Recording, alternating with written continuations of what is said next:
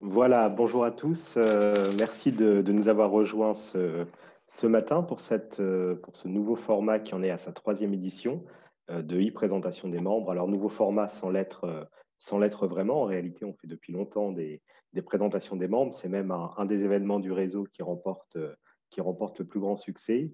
Avec la période qu'on vit, naturellement, on a dû prendre des mesures et on vous propose maintenant depuis quelques semaines ce nouveau format de e-présentation des membres pour aussi pouvoir mettre un petit peu d'humain dans le digital et jouer à plein ce rôle de facilitateur de contact et de mise en réseau.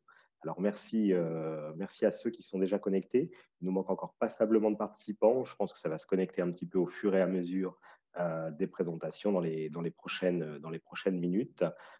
On attend environ 50 participants sur cette session ce matin du 15 décembre, qui sera la dernière de l'année avant les pauses de Noël.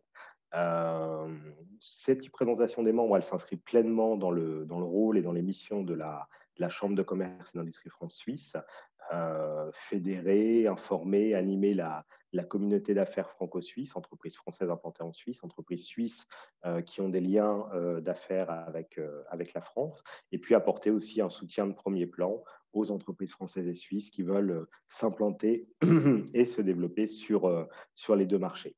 Ce concept de e-présentation des membres connaît un certain succès avec une attention qui est accrue d'édition en édition, et c'est quelque chose naturellement qu'on va faire perdurer dans le futur avec, dès qu'on le pourra, des présentations physiques qui vont reprendre naturellement, mais aussi la possibilité de continuer à avoir ces versions digitales qui permettent à des gens qui sont parfois éloignés des endroits où on tient ces manifestations de pouvoir se connecter. Alors, dans le concept, on prévoit des courtes présentations qui sont basées sur un timing de 8 minutes par intervenant ou par intervention. Une phase de questions-réponses en plénière. Donc, vous avez la possibilité tout au long des présentations de poser vos questions dans la boîte conversée qui est en bas. Et je prendrai après les questions pour les poser aux différents intervenants dans une séquence qui durera à peu près un quart d'heure, 20 minutes. Et puis, on aura une troisième séquence qui sera en sous-groupe, où là, on sera divisé en petits comités de 8 personnes environ, chacun avec un des intervenants et une personne de l'équipe de la chambre, et on pourra avoir un dialogue un petit peu plus direct avec les intervenants, et puis on reviendra ensuite tous ensemble en plénière pour conclure cette session. Donc voilà, le tout durant à peu près 1h45, mais avec ces trois phases qui sont bien distinctes. Donc je le répète, possibilité de poser vos questions tout au long des présentations dans la chatbox en bas, dans la chatbox conversée. Donc n'hésitez pas à le faire un petit peu au fil de l'eau. Et puis ce que je vous invite également à faire, c'est à renommer vos comptes. Vous pouvez renommer vos comptes à l'image si ce n'est pas votre nom qui apparaît directement. Parfois, Zoom a ses propres règles, et donc vous pouvez avoir des noms différents qui apparaissent ou bien des initiales. Donc, vous pouvez très facilement les renommer. Voilà en quelques mots ce que je voulais vous dire en guise d'introduction et de mots d'accueil. En tout cas, très content de vous retrouver ce matin. Et puis, merci à nos 5 intervenants qui vont animer les 4 interventions. Je vais les présenter un petit peu au fur et à mesure. Et pour commencer, nous allons débuter avec M. Pascal Watson-Lugal, qui est le CEO pour la zone d'art, donc la Suisse, l'Allemagne et l'Autriche, pour le groupe Pierre Fabre. Et Pascal est également membre du conseil d'administration de la CCI France-Suisse. Donc, Pascal, je vais t'inviter à allumer ton micro et allumer ta caméra, et je vais tout de suite m'effacer pour te laisser la parole. Merci Romain pour ces mots d'accueil.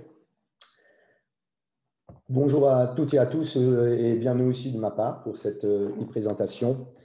Mais avant tout, j'espère que vous ainsi que vos proches allez bien dans cette situation pas évidente concernant la Covid-19. Très brièvement, concernant les laboratoires Pierre Fabre, alors il s'agit effectivement d'une histoire singulière puisque les laboratoires ont été créés par Monsieur Pierre Fabre au début des années 60. Le siège est situé à Castres dans le sud-ouest. Et donc, il est parti d'une officine. Et maintenant, le groupe est de dimension internationale. Il fait à peu près 2,5 milliards de chiffre d'affaires avec plus de 10 000 collaborateurs. Nous sommes particulièrement axés sur deux activités, une activité dermocosmétique et une activité médicaments. Vous voyez, la pharmacie où tout a démarré en bas à gauche, elle existe encore. Elle a subi plusieurs modifications ou plusieurs rénovations, mais elle est toujours d'actualité. On peut bien sûr y accéder et acheter soit nos produits cosmétiques ou nos médicaments, et bien sûr d'autres éventuellement. Concernant alors la fondation, M. Pierre Fabre a décidé en 1999 de céder l'entreprise à une fondation reconnue d'utilité publique. Nous avons fêté les 20 ans l'année dernière. Il y a 5 axes d'intervention, sachant que la mission principale est notamment l'accès aux soins, et particulièrement des médicaments à des pays émergents. Ces 5 axes d'intervention sont notamment l'accès aux qualités de soins. Nous intervenons sur des projets de falsification, nous luttons contre la falsification des médicaments. Sur la formation professionnelle du médicament, notamment, nous avons contribué à créer le diplôme de pharmacien au Vietnam. Lutter contre la drépanocytose ou anémie falciforme, qui est la première maladie génétique au monde. Il s'agit de la 4e pandémie en Afrique. 300 000 enfants naissent avec une forme grave de cette maladie chaque année et 1 sur 2 n'atteint pas l'âge de 5 ans. Donc, c'est un programme intensif de soutien et de support pour lutter contre cette pathologie. Enfin, nous participons à des projets nous supportons et finançons des projets de développement de dermatologie tropicale, notamment, qui sont des projets qui n'ont rien à voir avec notre propre recherche en dermatologie. Et enfin, nous contribuons à développer des projets d'e-santé avec notamment de la télémédecine dans plusieurs pays d'Afrique et du Moyen-Orient. Sur la prochaine diapo, juste pour situer mon parcours professionnel, c'est un parcours professionnel quasiment avec une société, la société Pierre Fabre. Ça fait 26 ans que je suis dans la société. J'ai eu la chance de démarrer dans le cabinet de M. Pierre Fabre. J'ai travaillé quasiment avec lui quotidiennement pendant 3 ans et demi, même si ce n'était pas évident tous les jours.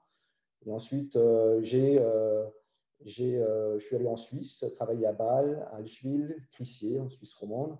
Ensuite, aller en Allemagne, passer 5 ans aux États-Unis. Puis, depuis 2012, je suis de retour en Suisse pour m'occuper de la Suisse et l'Autriche sur la partie pharmaceutique. Et depuis 2016, je suis en charge de la région d'Ar, donc Allemagne, Suisse, Autriche, pour cette partie Pierre Fabre Pharma. J'ai toujours été entre Pierre Fabre Dermocosmétique, Pierre Fabre Pharma, donc j'ai une visibilité assez globale sur l'ensemble des activités de l'entreprise. Sur la prochaine dia, quels sont les projets qui sont actuellement en développement? Alors, nous avons la chance d'avoir lancé 3 nouveaux produits à fort bénéfice patient, notamment dans le cancer de la peau, le mélanome métastatique, à un stade avancé. Donc, aussi sur le colorectal, le cancer colorectal, là aussi métastatique. Et enfin, le cancer du sein sur des stades précoces. Et pour nous, c'est lancer 3 produits en l'espace d'une année. Ça ne nous est jamais arrivé depuis que le groupe existe sur la branche pharmaceutique. Donc, c'est vraiment une période importante que nous sommes en train de vivre sur la partie pharma. Il va de soi que la digitalisation du groupe et avec plusieurs projets qui ont été intensifiés, notamment avec la période du Covid, est un projet particulièrement important et nous avons un gap ici à combler qui est assez, je dirais, qui tend à se réduire. Enfin, le patient qui est au cœur de nos préoccupations pour l'ensemble d'une approche globale. Et ce que nous appelons Green Mission, c'est le développement durable, une approche de développement durable très, très prononcée que nous avons mis en place, et notamment avec l'engagement de réduction de notre consommation carbone d'ici 2025 de 35%. Et enfin, je vais terminer par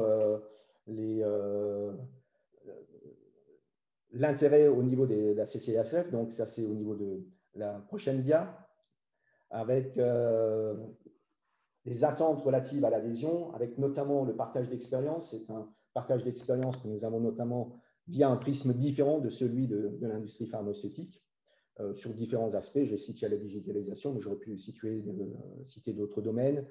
Le réseau multisectoriel, le fait d'avoir des échanges justement en dehors de l'industrie pharmaceutique. Un point d'appui au niveau d'expertise. Point d'appui au niveau d'expertise, la Chambre, c'est une chambre jeune, dynamique, très réactive, notamment sur des aspects de fiscalité, de taxes légales ou d'import-export.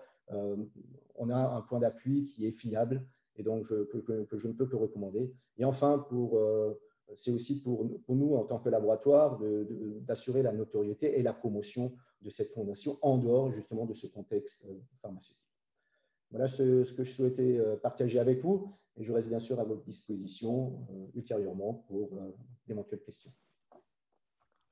Merci beaucoup Pascal pour ton intervention et ces informations détaillées données dans un temps record. Les 8 minutes ont été parfaitement respectées, donc merci à toi. Je vous propose de passer tout de suite à la seconde présentation, celle de Pomona Suisse, avec Monsieur Gilles Noche, qui est son CEO, son directeur général. Gilles, je vous passe la parole. Merci beaucoup Romain. Bonjour à toutes et à tous. Et bienvenue dans cette session de e-resorting. Donc, je vais vous parler de Pomona Suisse tout de suite. Donc, Pomona Suisse est la filiale suisse du groupe Pomona. Alors, nous, on a un point commun avec le métier précédent. Pierre Fabre soigne les individus, nous aussi d'une certaine façon, en livrant en fait des produits alimentaires auprès de tous les restaurants que vous pouvez ou vous ne pouvez pas en fonction des cantons dans lesquels vous êtes, dans lesquels vous ne pouvez pas vous rendre. En tout cas, le métier de Pomona est donc de livrer des produits alimentaires auprès des professionnels de la restauration et des commerces de proximité. On est aussi ce qu'on appelle un grossiste alimentaire et on est donc spécialisé sur le B2B. Notre mission, c'est d'aider les professionnels des métiers de bouche à mieux nourrir leurs clients. On a évidemment la mission de livraison, de logistique, mais on a aussi une fonction de sélection des produits. Et dans le contexte actuel, on recherche de plus en plus des produits durables, des produits locaux. Donc, une partie de notre travail est de savoir sourcer ces produits. Et puis, la dernière dimension de notre métier, c'est aussi de conseiller, d'être un point d'appui, un point d'échange pour les restaurateurs de toute taille, de tout type, que ce soit de la restauration commerciale ou de la restauration collective, avec des groupes comme le groupe Elior ou Sodexo. Si je reviens sur la Suisse, donc Pomona Suisse, dont le siège est à Cloten, ici à Zurich, c'est une société qui fait à peu près 130 millions de francs de chiffre d'affaires, 250 personnes réparties sur 4 entités, des entités régionales. Notre stratégie, c'est d'avoir des marques locales fortes et une présence locale forte pour être au plus près des clients et des fournisseurs. Donc, 3 entités, Gmür, Multifood et Du Pasquier, qui partagent le fait d'être des grossistes multiproduits, des produits surgelés, des produits frais, de l'épicerie et d'autres types de produits. Et une 4e entité qui est un petit peu plus atypique, Gastromer, qui elle est spécialisée, basée à Genève, à Plan-les-Ouates exactement, qui est le plus spécialisée sur les produits de la mer, poissons, fruits de mer, à la fois frais et surgelés. En termes de couverture de la Suisse, comme vous pouvez le voir avec la société Gmür, on rayonne globalement sur la majorité, une grande partie de la Suisse alémanique. Avec les 3 autres entités, on est plutôt sur la Suisse romande, depuis Neuchâtel et le Jura pour Multifood, ou l'arc lémanique et la région de Genève pour Du Pasquier et Gastromer. Voilà. Le reste de la Suisse est encore pour nous une terre un petit peu vierge où on n'a que quelques clients et j'en parlerai tout à l'heure, ça fait partie de nos axes de développement. Si on passe au slide suivant, comme le veut le modèle, je vous parlais un petit peu de moi. Donc, comme vous l'avez compris, je suis directeur général de Pomona Suisse. J'ai 25 ans à peu près d'expérience à la fois commerciale et industrielle, mais toujours dans un environnement très international. C'est une des caractéristiques de mon parcours. J'ai pas mal bougé dans le monde et j'ai plutôt travaillé de nombreuses années une quinzaine d'années en Australie, en Allemagne, en Asie, à Singapour. Et puis donc depuis un petit peu plus d'1 an maintenant en Suisse. Donc j'ai pu perfectionner ma pratique des langues. Voilà, mais toujours dans un contexte de B2B et de métier de la distribution, qui sont un peu le fil rouge de ma carrière. D'un point de vue plus prosaïque, j'ai commencé comme ingénieur, je suis ingénieur de formation, mais assez rapidement, je me suis orienté vers les métiers du marketing, de la vente et de la direction générale, dans plusieurs secteurs d'activité, le food étant le dernier secteur d'activité que j'ai découvert. Mais précédemment, j'étais actif dans le bien d'équipement et de services avec des sociétés comme Sagem ou Néopost, matériaux de construction et de distribution avec des sociétés Chronologie, sociétés françaises que vous connaissez peut-être pour certains d'entre vous, par ces marques comme par exemple Tolins en France ou Zolpan, ou pour les romans en Suisse, la marque Jalu.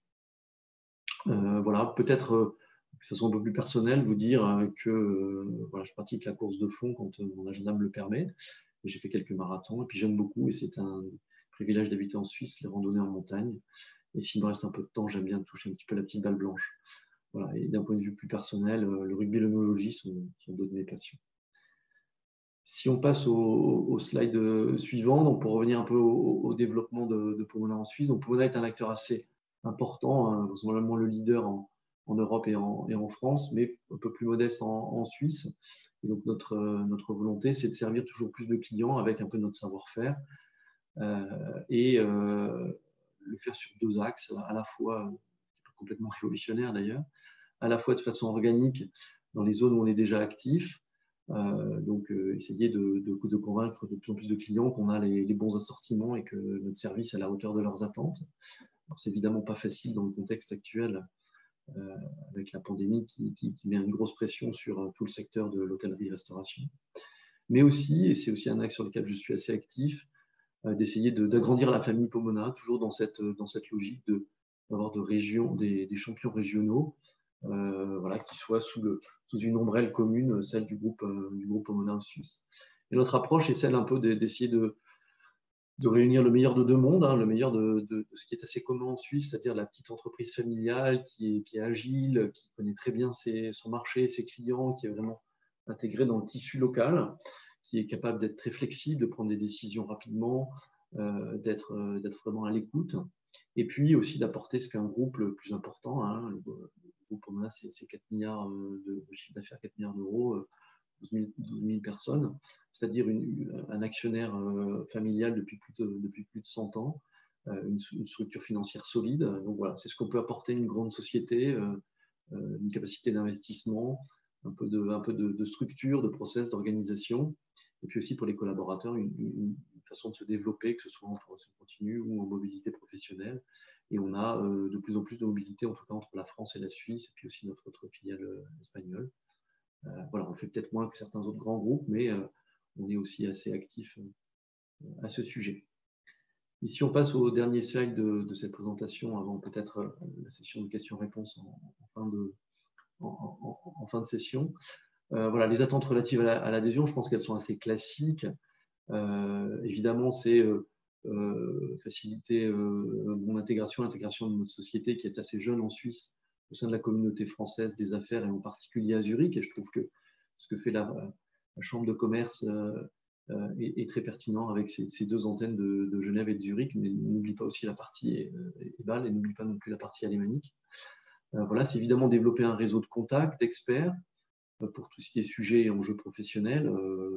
Et je crois que là, on a la matière à faire. Et en tout cas, moi, je me réjouis de connaître de plus en plus de compatriotes, si j'ose dire, ou en tout cas de membres de la Chambre. Je pense aussi, le pendant du professionnel, c'est un peu le personnel, c'est d'avoir des espaces d'échange un peu informels et conviviaux, et voilà, tout ce qui est vie en Suisse, tout ce qui est bon plan, tout ce qui est un petit peu de différence culturelle ou d'approche, c'est aussi intéressant de les comprendre, de les connaître et d'avoir des points d'appui et des gens qui sont prêts à partager sur ces sujets-là. Et puis enfin, je dirais 2 éléments, c'est à la fois que Pomona soit mieux connu en Suisse, notamment au sein de la communauté d'affaires et la communauté d'hôtellerie-restaurant. Mais aussi, c'est voilà, modestement peut-être participer au rayonnement de la communauté française en Suisse par l'intermédiaire naturellement de la Chambre. Je serais tout à fait ravi de répondre à quelques questions et je laisse bien sûr la parole au prochain intervenant. Merci de m'avoir écouté.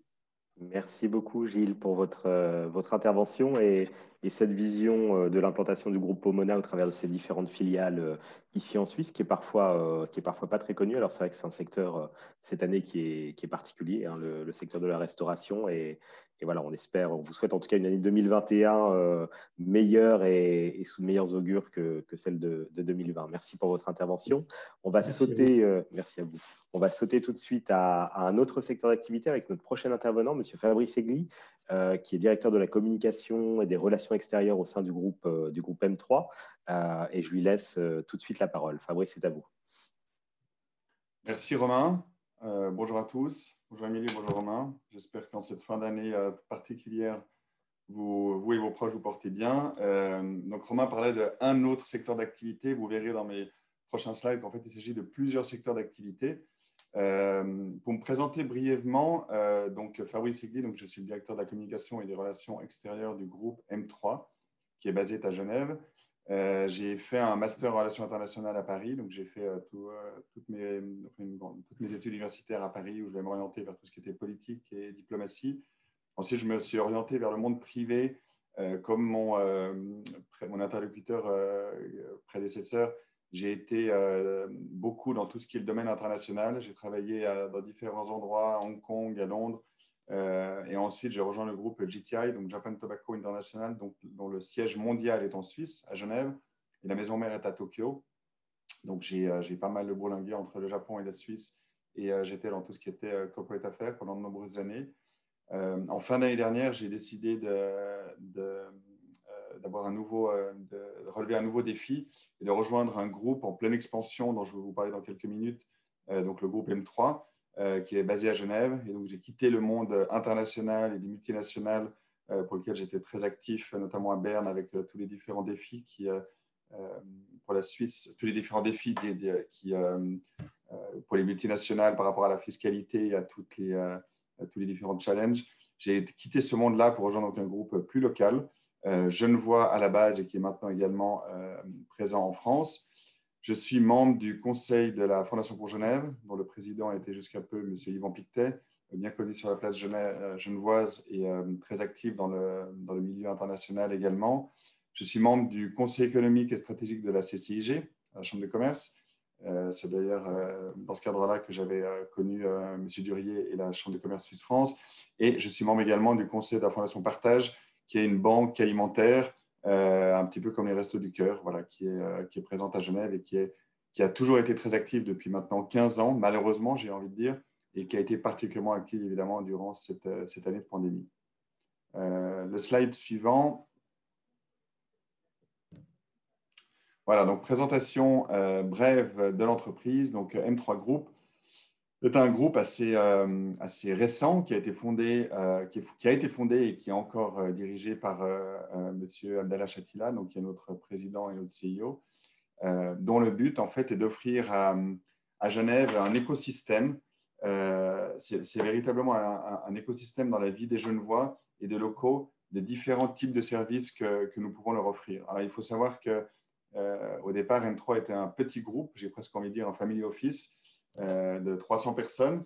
Aujourd'hui, nous avons atteint comme la somme critique de plus de 1000 personnes. Donc, ce n'est pas sans relever certains défis parce qu'il faut évidemment maintenant structurer l'entreprise. Et voilà, donc c'est une véritable, c'est même plus qu'une PME. Nous sommes un groupe résolument genevois. Le slogan d'M3 est Genève autrement. Et en fait, depuis l'année dernière, nous sommes également actifs en France avec deux entités dont je vous parle dans quelques instants, qui sont l'hôtellerie et la partie sanitaire. Donc, notre groupe est structuré en 4 pôles d'activité. Nous avons tout ce qui est pôle immobilier, le pôle loisirs, le pôle hôtellerie et restauration qui, inutile de se mentir, est impacté de plein fouet durant cette année 2020.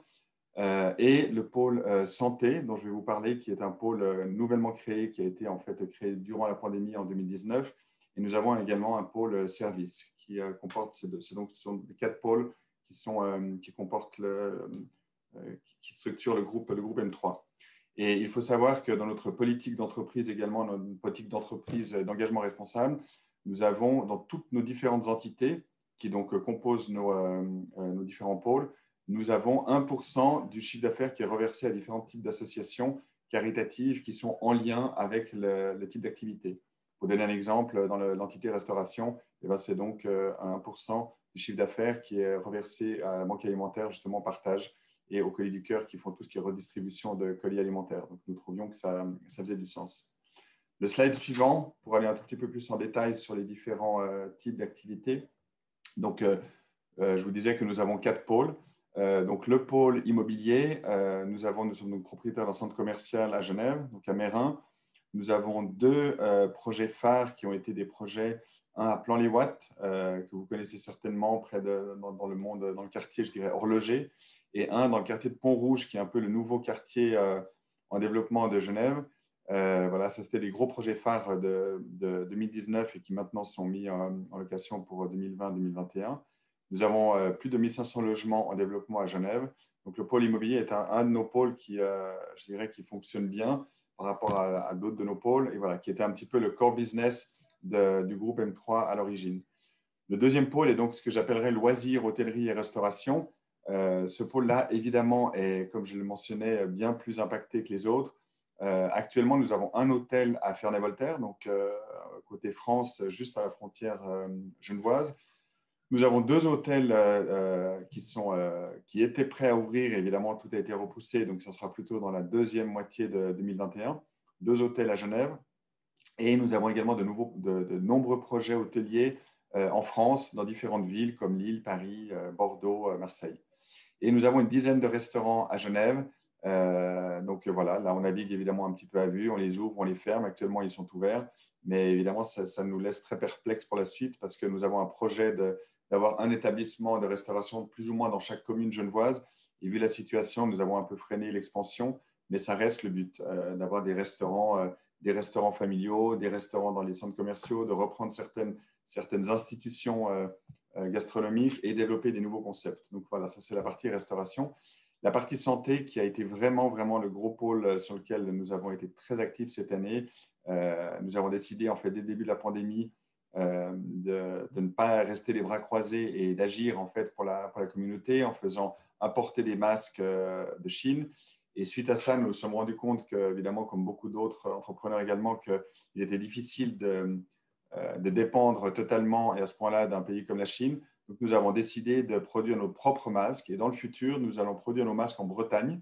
Nous avons repris une ancienne usine qui appartenait à Honeywell en Bretagne. Nous l'avons reprise et avons acheté des machines. Et nous allons mettre des usines de production et la production locale française va débuter en tout début d'année 2021.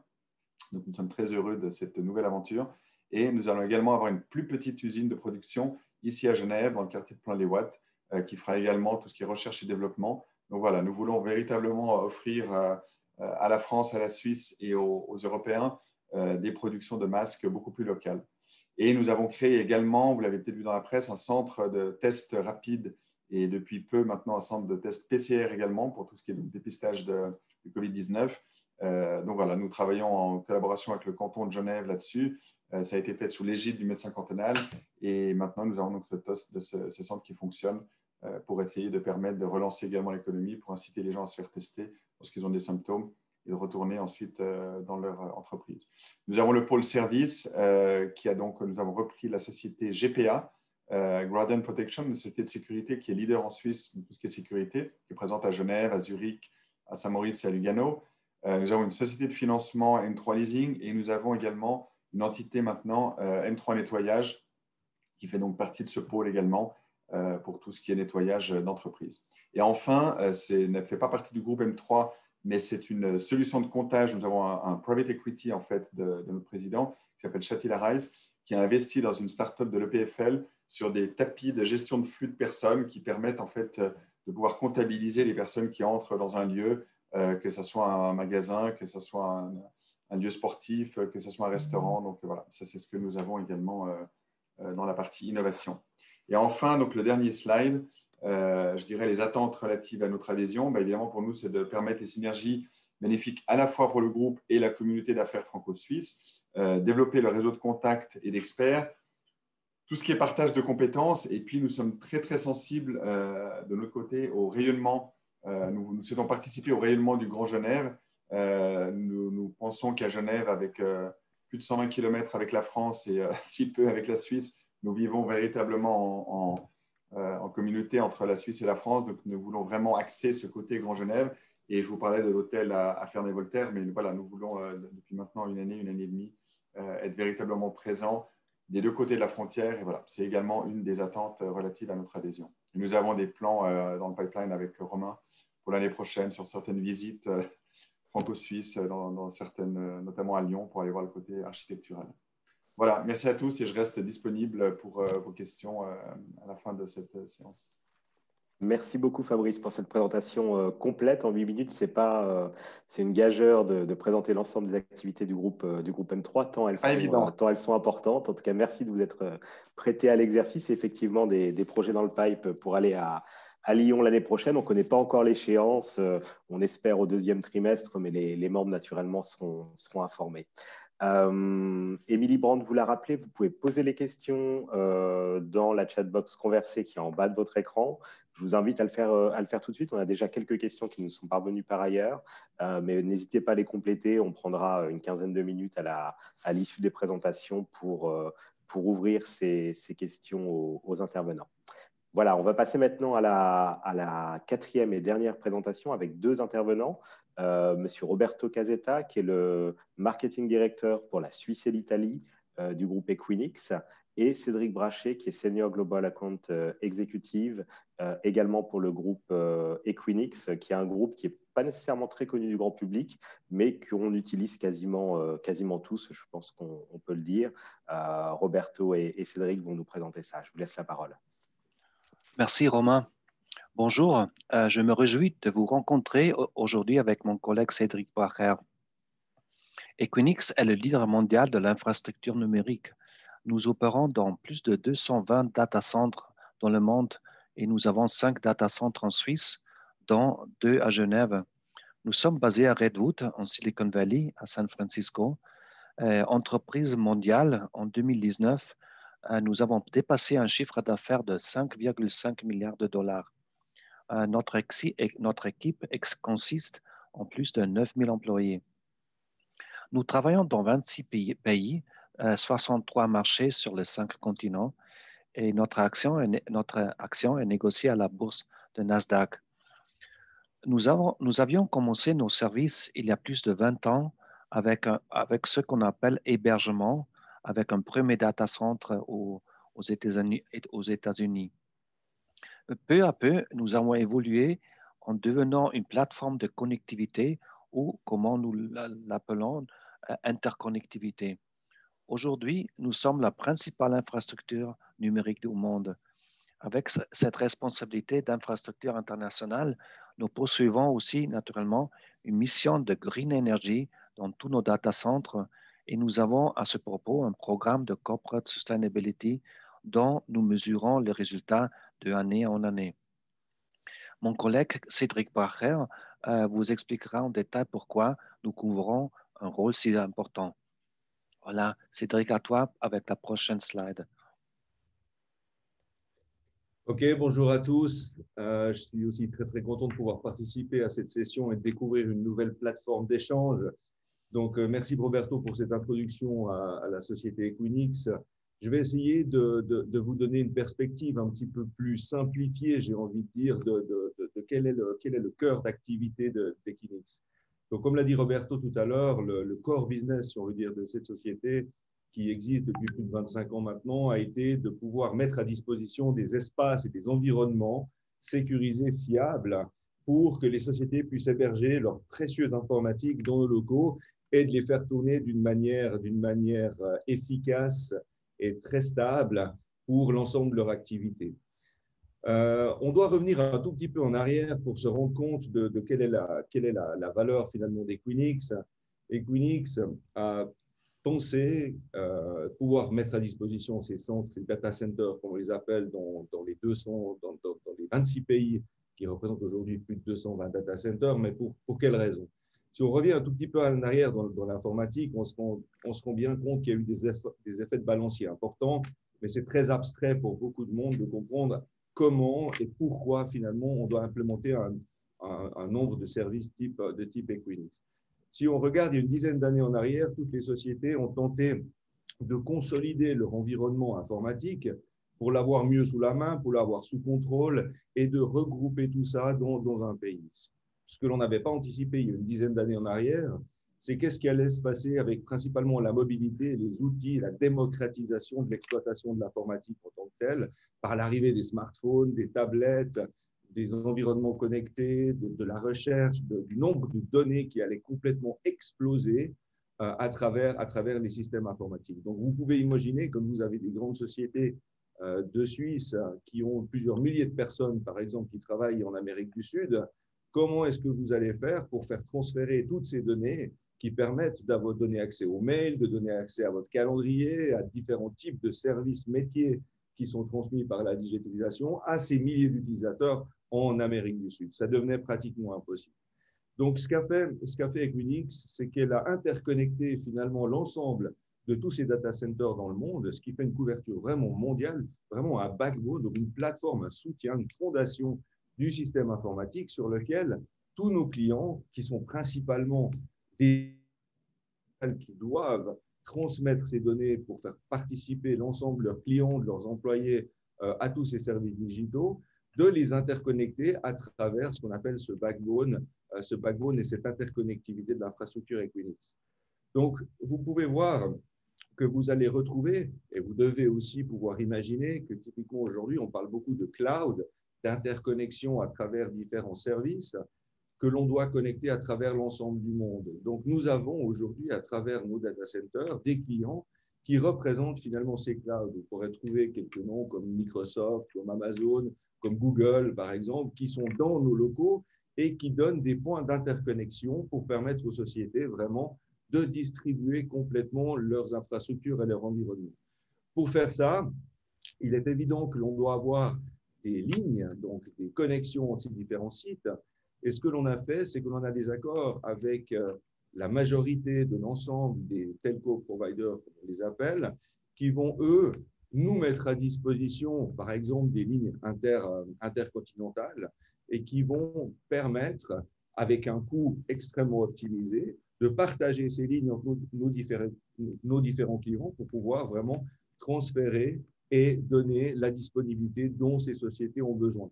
On a entendu tout à l'heure M. Fonsen-Lugel qui parlait de digitalisation à l'intérieur de sa société. Et typiquement, nous donnons la possibilité à ces sociétés qui doivent transmettre leurs services dans l'ensemble du monde d'une manière stable et à nouveau fiable, en leur permettant d'hoster leur système informatique dans nos data centers.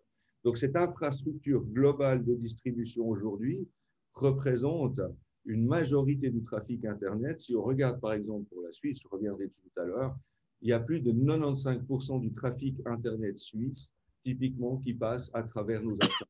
Vous pouvez imaginer le niveau de criticité que l'on a aujourd'hui, spécifiquement dans des temps de Covid, où finalement le digital continue à soutenir l'économie et de faire fonctionner les entreprises par rapport à leur métier. Je vous propose de passer à la prochaine slide pour Roberto. Voilà, mon parcours personnel, ça fait plus de 25 ans que je travaille dans l'IT. J'ai fait des études en communication et langue en Suisse. Et après, j'ai travaillé pour Digital, pour Lotus IBM, Sun Microsystems, VMware, donc tous des entreprises américaines.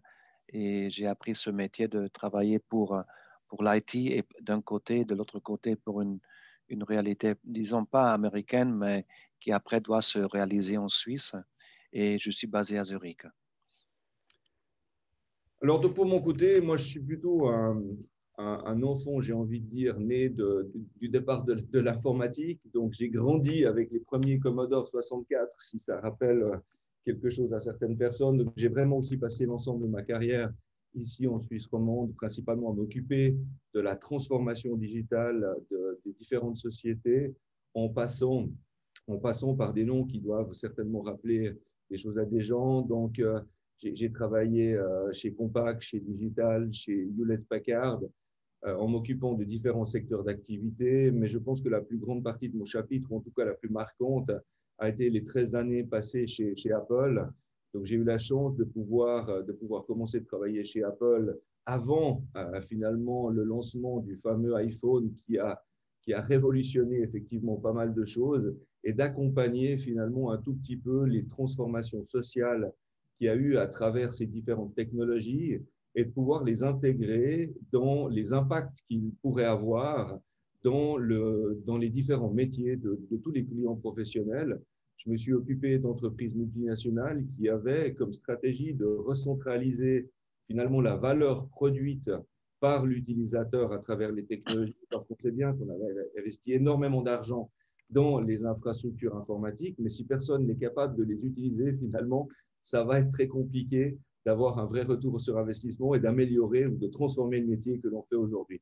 Donc aujourd'hui, je suis chez Equinix depuis à peu près une année. Je suis basé principalement à Genève dans les fêtes. Dans le cadre du Covid, c'est un peu plus compliqué. Donc je travaille aussi beaucoup depuis la maison chez moi qui est dans la région de Neuchâtel. Et je me réjouis finalement de rencontrer plein de monde et de pouvoir partager un tout petit peu cette valeur Equinix et de la faire mieux connaître. Je pense que vous pouvez passer, voilà. Merci. Parfait. Donc, ce que je vous propose un tout petit peu maintenant qu'on a donné un petit peu l'overview et l'objectif d'Equinix, c'est de faire un zoom un tout petit peu sur la Suisse. Tout ça pour vous mentionner que nous avons deux centres très importants de données qui sont à disposition, un qui se trouve à Zurich, et un qui se trouve à Genève. Quand je dis un, c'est un site qui est composé de différents data centers, parce que vous pouvez imaginer que lorsque vous mettez en place l'ensemble du cœur de votre informatique, de votre société, si toutefois il devait y avoir un problème quelconque, il est extrêmement important de pouvoir avoir une redondance sur ces sites. Donc, on voit ici, typiquement, sur deux sites donc, qui sont à Genève, ce qu'on appelle GV1 et GV2, qui sont reliés par plus de 200 fibres privées entre les deux sites. Nous avons, pour dire pratiquement, la même disponibilité que si vous vous connectiez deux ordinateurs sur le même réseau dans une entreprise, mais sur deux sites complètement différents. On appelle ça des métros. Et vous pouvez donner une complète redondance à votre infrastructure. Et s'il y avait un problème d'électricité ou quoi que ce soit, automatiquement, le site pourrait reprendre la main. Nous avons de grands accords aussi avec le CERN, dont vous savez que le CERN est le précurseur d'Internet, sur lequel des clouds et des centres de données extrêmement importants sont disponibles au CERN, qui sont complètement interconnectés avec nous sur Genève. Nous avons aussi une interconnexion sur Zurich avec 3 data centers à Zurich qui sont très importants. Nous sommes encore en train d'agrandir avec plus de 100 millions d'investissements sur Zurich, nos différents data centers. J'ai oublié de mentionner d'ailleurs que nous avons aussi une extension de pratiquement 800 mètres carrés dans nos data centers du Lignon, ici à Genève. Nous avons la bourse suisse, comme pratiquement la majorité des autres bourses qui exploitent nos infrastructures pour interconnecter les différentes institutions financières qui veulent bénéficier de nos services. Et nous avons aussi les principaux cloud providers qui sont dans nos data centers pour permettre aux sociétés d'accéder à tous ces services cloud que l'on connaît aujourd'hui. Peut-être encore une précision par rapport à la question financière pour donner peut-être un exemple un peu plus concret. Typiquement, lorsque les banques ont commencé à mettre leurs infrastructures chez nous et que le fast trading s'est mis en place, vous pouvez facilement comprendre et imaginer que la distance à laquelle une banque va se connecter à la bourse a une importance extrême. Parce que plus vous êtes loin finalement de la bourse, plus il faudra du temps pour pouvoir effectuer une transaction. Donc, si vous imaginez que vous êtes dans un même data center pour une banque et que votre banque va s'interconnecter, si vous êtes à 10 mètres ou à 50 mètres de la banque, même dans le même data center, vous allez moins produire de transactions. Et si vous produisez moins de transactions, bien entendu, beaucoup moins de revenus. Donc, il a été très important pour nous de fédérer tout ça, typiquement, pour vous donner un exemple, en définissant une norme qui disait que chaque banque qui arrivait dans notre data center, peu importe à quelle distance physique finalement se trouvait la banque, nous allions mettre un nombre de mètres équivalent pour avoir une certaine équité entre chacun d'entre eux. Et là, je vous parle bien entendu que de l'aspect financier. Si je vous parle de différents autres aspects, nous avons tellement un écosystème riche dans chacun de ces data centers qu'il était aussi important de pouvoir permettre de créer une place de marché, un marketplace, comme on l'appelle en anglais. C'est-à-dire que chacun de ces clients qui sont dans ces data centers ont possibilité de donner des accès, des connexions à leurs services, et chacun d'entre eux peut faire son propre business à l'intérieur du data center en fournissant des services digitaux à tous leurs vendeurs, à tous leurs fournisseurs ou à tous leurs clients en ayant un accès direct à un écosystème extrêmement riche de fournitures digitales. Voilà un petit peu les projets de développement et ce que nous faisons en Suisse. Voilà, merci Cédric. Nos attentes relatives à l'adhésion. Donc, nous aimerions étendre la visibilité du portefeuille d'Equinix, donner la possibilité aux participants d'évaluer la pertinence pour leur société des opportunités offertes par Equinix, développer les synergies avec les autres participants, échanger et enrichir les points de vue sur les sujets et défis actuels et découvrir les enjeux des autres métiers. Voilà, merci. Merci beaucoup Cédric, merci beaucoup Roberto pour cette présentation qui nous fait un peu mieux comprendre tout ce qu'on ne voit pas dans les technologies qu'on utilise tous les jours, hein, finalement. Alors, on va garder maintenant une dizaine de minutes pour les questions-réponses avec les différents intervenants. Je vais vous inviter peut-être à réactiver vos micros et vos caméras si vous le voulez bien. Et peut-être une première question qui est une double question pour Fabrice Egli de chez M3. Que fait le centre R&D de M3 à Genève? Et de manière complémentaire, quel type de masques sont produits par M3 et en Bretagne et à Genève? Alors, pour répondre aux deux questions, en fait, nous aurons deux centres R&D, un en Bretagne et un en Suisse. L'idée de ces centres, ce sont vraiment de voir ce qui pourrait être fait d'un point de vue développement pour améliorer la qualité de ces masques et de faire que ce ne soit plus que des masques chirurgicaux tels qu'on les connaît aujourd'hui. Donc voilà, nous avons travaillé avec des chercheurs, avec tout un aspect innovation. Nous regardons également ce qui peut être fait. Donc à l'heure à laquelle je vous parle, ces centres R&D ne sont pas encore créés, mais voilà, il y aura donc un petit centre et un plus grand centre à Genève et en Bretagne. Et l'idée, pour répondre à la deuxième question, c'est effectivement de faire des masques chirurgicaux. Donc ce sera des masques réutilisables. Par contre, on veut les faire de manière un peu différente. Je vous donne juste un exemple qui paraît anecdotique, mais pour les porteurs de lunettes comme moi et comme d'autres intervenants que je vois sur l'écran, vous aurez sans doute remarqué que lorsque vous mettez le masque, vous avez de la buée en fait sur les lunettes. Et ça fera partie d'un des aspects innovants. Nous allons créer en fait sur les masques une sorte de petite pastille, une sorte de petite pastille en haut du masque qui va permettre d'éviter d'avoir de la buée. Donc voilà, ce sont des différents types d'innovations, sachant que je dirais la clientèle sera en grande partie pour tout ce qui est monde médical, monde hospitalier évidemment. Donc voilà, ce sont les deux, ce seront les centres. Mais ce ne sera pas des masques en tissu, pour répondre à la question que je vois dans le chat. Ça restera des masques, différents types de masques, mais à ce jour, ça restera des masques de type chirurgicaux. Merci Fabrice. Une question pour Gilles Noche de Pomona. Vous avez choisi de garder les noms commerciaux des sociétés que vous avez intégrées, hein, du Pastier, Gastromère, Multifood. Quelle a été la raison de ce choix? Pourquoi on n'a pas un Pomona suisse pour ces différentes sociétés? Merci pour cette question parce qu'effectivement, elle est au cœur de la stratégie et de l'approche marché de Pomona. Et notamment en Suisse. En fait, nous, on pense que ce qui est très, très important, et c'est aussi un principe un principe de management, c'est d'avoir le maximum de pouvoir de décision au plus près des clients. Alors, une société qui est très décentralisée, avec beaucoup de pouvoir sur les patrons locaux des entités. Et ça, c'est un premier point. Le deuxième point, c'est le groupe Pomona s'est constitué au fil des années par acquisition de champions régionaux. Ça a été le cas en France et c'est aussi le cas en Suisse. Et donc, on pense que cet ancrage local, cette connaissance du tissu, la connaissance intime du tissu local et régional est très importante et est un atout par rapport à d'autres de nos concurrents qui sont peut-être plus centralisés, un peu plus des colosses, si j'ose dire. Et donc, dans ce cadre, quand la société a une réputation, on fait des petites études sur la notoriété de la marque. Dès l'instant où cette notoriété nous paraît importante, ben, on préfère la conserver tout en mettant un petit peu tout ça sous l'ombrelle. Donc, c'est pour ça que si vous regardez le logo du Pasquier, par exemple, c'est écrit du Pasquier Pomona Suisse. Donc, on n'a pas du tout honte. Au contraire, on est fiers de signaler qu'on appartient au groupe Pomona. Mais on pense que la marque locale, par son ancrage, est plus importante et crée plus de valeur pour les clients et pour nous. Et donc, on le garde. De la même façon, sur Zurich, qui était le dernier membre qui a rejoint la famille Pomona, la société Gmur.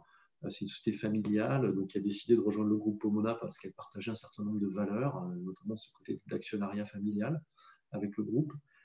Et donc, on a gardé le nom Gmur et la société s'appelle toujours comme ça, même si elle a rejoint Pomona il y a un peu plus de 3 ans, parce que voilà, elle est connue sur la place de Zurich et on souhaite capitaliser sur cette notoriété.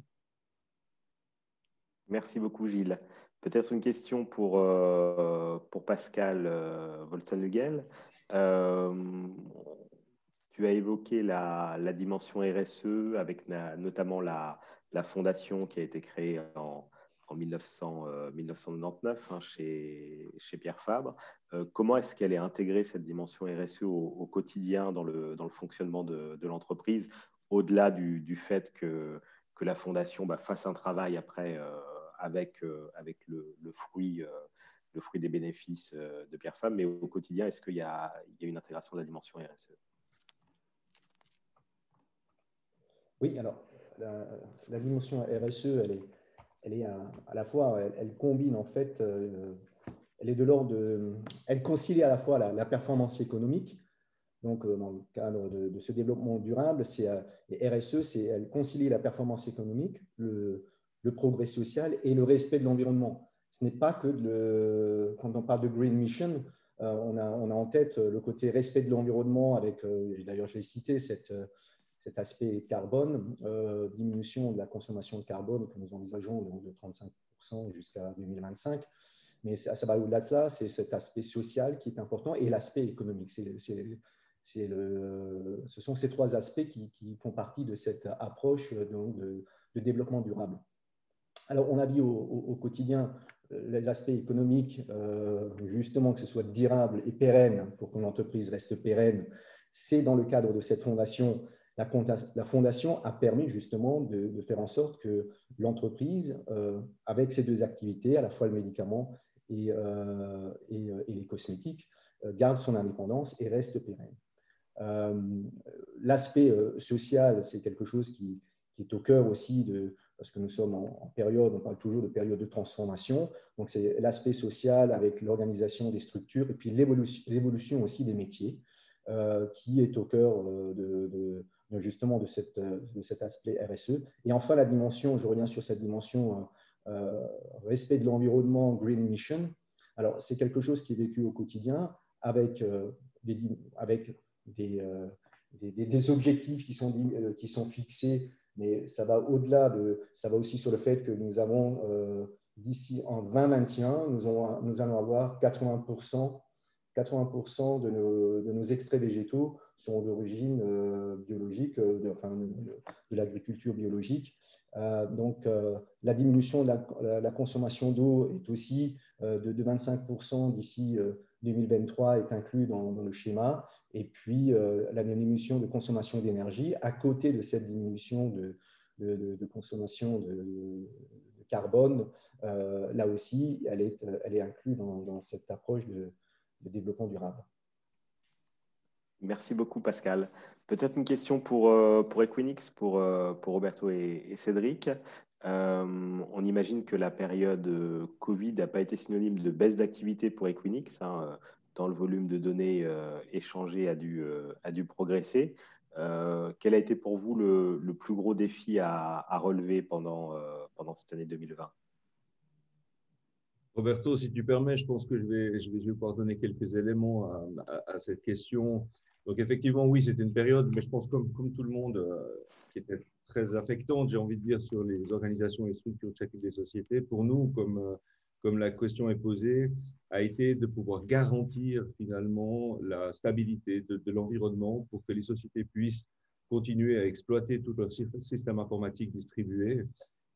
Nous avons, vous pouvez imaginer, quand vous avez, comme je le disais tout à l'heure, pratiquement 95% du trafic Internet suisse qui passe par ces environnements, vous pouvez imaginer quel serait l'impact si l'un de ces data centers tomberait, typiquement. Donc, le plus gros challenge a été de garantir les normes de sécurité pour nos employés, pour les opérations. Nous avons été nommés ou cités par le gouvernement comme entreprise critique, à même niveau que les hôpitaux, ou que l'armée, typiquement, s'il devait y avoir du réapprovisionnement en carburant pour des génératrices en cas de pépin, s'il devait y avoir différents autres éléments, donc nous avions vraiment ce statut-là et nous devions appliquer finalement plus qu'à la lettre toutes les normes de sécurité pour les opérations. On travaille dans des environnements de data center où il y a beaucoup de métal. On sait très bien que ce type de virus reste très longtemps sur ces surfaces. Donc, il était très clair d'avoir des roulements, des distances et des normes extrêmement strictes à l'intérieur du data center pour que les gens puissent travailler, maintenir et assurer le service que l'on fournit. On pouvait imaginer aussi que dès le moment où, si l'on aurait eu un cas, heureusement, on n'en a pratiquement pas eu, mais si on aurait eu un cas ou deux de personnes contaminées dans les data centers, c'était l'entièreté finalement de l'équipe qui aurait dû partir à quarantaine. Et pour remplacer une équipe d'opération d'un data center, ce n'est pas quelque chose de très simple qu'on peut mettre en 2 minutes. Donc, je veux dire, l'impact que l'on a eu là-dessus a vraiment été sur comment gérer ces normes, comment garantir que l'on évite finalement d'avoir des contaminations et des gens qui soient impliqués pour créer finalement un crash digital dont toutes les entreprises suisses auraient pu vraiment pâtir. L'impact, il était là pour nous. Lourde responsabilité, donc pour un opérateur privé. Voilà. Tout à fait. Une dernière question peut-être avant qu'on passe à la configuration en sous-groupe pour Fabrice Egli de M3. Est-ce que la stratégie de M3 pour les années à venir, c'est de diversifier le portefeuille en visant de nouveaux secteurs ou de consolider les quatre axes, les 4 secteurs que vous nous avez présentés? C'est une bonne question. J'ai découvert en rejoignant le groupe que la stratégie évolue assez rapidement, étant donné les circonstances. Nous sommes un groupe extrêmement agile et si vous m'aviez posé la question exactement à la même période il y a une année, j'aurais été incapable de vous dire qu'on allait entrer dans le secteur de la santé. Donc à ce jour, j'aurais tendance à vous répondre que non, l'idée est vraiment de consolider les activités actuelles, surtout que, comme je vous le disais, on a quand même quelques pôles d'activité qui sont particulièrement touchés par la crise sanitaire que nous vivons. Donc, non, à ce jour, ça sera vraiment axé sur les entités et les pôles de développement actuels, et notamment toute la partie justement santé sanitaire et restaurant. Mais il n'y aura pas de véritable nouveau pôle d'activité qui va être créé, ou en tout cas qui est dans le pipe dans les tout prochains temps. Merci beaucoup. On arrive à la fin de cette phase de questions-réponses en plénière. Donc, Émilie Brand, qui est aux manettes depuis le début, vous n'avez pas encore vu, en tout cas les intervenants l'ont vu, mais pas les participants, va nous répartir maintenant en sous-groupes. Donc, en principe, ça fonctionne assez bien. Et puis, donc, on va être en sous-groupe de 5 personnes, à peu près, 5-6 personnes. Et puis, ça va durer environ 15 minutes. On va recevoir une notification dans les sous-groupes 30 secondes avant de revenir en plénière. Et donc, maintenant, on a un petit temps d'échange en plus petit comité. En tout cas, merci encore à vous 5 pour vos interventions ce matin, de vous être prêtés à l'exercice. Pas toujours évident de résumer votre parcours, votre activité, vos défis, vos attentes du réseau en 8 minutes. C'est toujours un petit peu challenging. En tout cas, merci de l'avoir fait. Et on se retrouve tout de suite dans les sous-groupes. Voilà, je crois que tout le monde est revenu dans la salle en plénière. J'espère que vous n'êtes pas trop frustrés de la durée, peut-être jugée un peu trop courte des échanges à la fin. En tout cas, je ne sais pas comment c'était dans les autres salles. Dans notre salle avec Fabrice Egli de M3, les échanges étaient intenses et je pense qu'on aurait pu continuer un petit peu. Mais bon, naturellement, c'est le rôle de la chambre aussi et on mettra en relation les gens qui voudraient encore continuer à échanger au-delà de cette matinée qui a été organisée ce matin. Je voudrais en tout cas remercier encore nos intervenants de s'être prêtés à l'exercice et aux participants d'avoir pris de leur temps pour nous suivre ce matin. Quelques rendez-vous qui vont venir encore maintenant avant les fêtes. Je ne sais pas, Émilie, si tu peux passer la slide. Voilà. Jusqu'au 25 décembre, le calendrier de l'Avent, vous le recevez tous les jours. Vous avez la possibilité de gagner tous les jours. Il y a entre 2 et 3 cadeaux qui sont à gagner. Donc, tous les jours, vous avez la possibilité de jouer au calendrier de l'Avent de la chambre, qui est une animation qui est venue un petit peu pour se substituer au traditionnel cocktail de fin d'année que naturellement on n'a pas pu tenir cette année. On le regrette. On le regrette bien sûr, mais on se donnera rendez-vous en 2021. Donc n'hésitez pas à jouer. Il y a de nombreux lots qui sont à remporter, dont une trottinette électrique, une croisière pour 2 personnes en Méditerranée pour 2022. Donc ça laisse le temps à la situation de s'améliorer un petit peu. Et puis sur les prochains événements, demain, le e-forum sur l'implantation en Suisse qui aura lieu toute la journée. Et qui traitera de toutes les thématiques problématiques liées à une implantation sur le territoire suisse, la fiscalité, le juridique, le bancaire, les RH, l'immobilier, toutes les composantes d'une implantation seront adressées au travers d'ateliers, au travers d'entretiens B2B avec des experts du marché. Demain, en fin de journée, un Meet and Connect qui est un petit format qu'on limite à 15 participants. Je crois que c'est plein, mais tentez quand même de vous inscrire si vous êtes intéressé. Qu'on a en fin de journée de 18h à 19h avec Christian Avni, qui est le Chief Business Officer du groupe Salt ici en Suisse. Jeudi matin, la dernière séquence du cycle télétravail sur la thématique espace de travail et sobriété numérique avec 2 intervenants de la société Télétravail Durable avec qui on organise ce cycle en partenariat, Rida Messabi et Alexis Demauduit, et le témoignage de Ludivine Mito qui était avec nous ce matin parmi les participants. Et puis ensuite, on aura une pause bien méritée pour les fêtes de fin d'année et on reprendra les activités le 13 janvier avec un Meet and Connect spécial avec Franck Blampin, qui est le CEO du groupe Honnête ici en Suisse, groupe spécialisé dans le nettoyage, groupe français à dimension internationale. Une e-présentation des membres et e-réseautage qui aura lieu le 19 janvier, donc dans le même format que ce qu'on a eu ce matin.